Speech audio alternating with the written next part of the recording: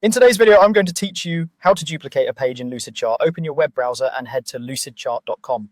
Once you're in your workspace, you'll land on your dashboard where Lucidchart highlights the files you've worked on most recently. From there, click the recent document you want to work on so it opens in the editor. This gets you into the canvas where you can see and edit your diagram.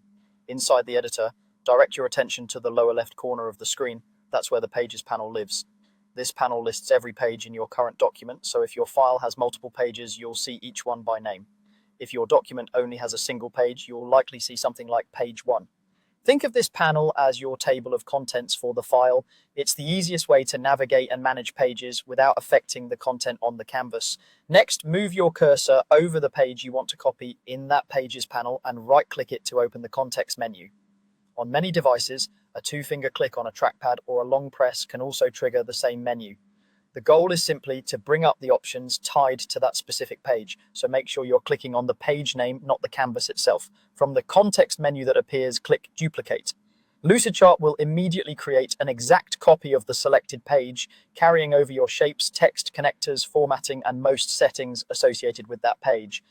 You'll see the duplicate appear right in the Pages panel, typically directly below the original, with a name that clearly indicates it's a copy. If your diagram is large or complex, it may take a brief moment to show up, but it should be quick.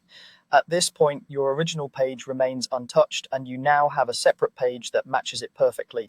This is ideal when you want to try a new layout, explore alternate flows, or make substantial edits without risking the integrity of your original work. The duplicate lives alongside the original in the same document, making comparisons simple and keeping everything neatly organized. A few quick tips as you use this.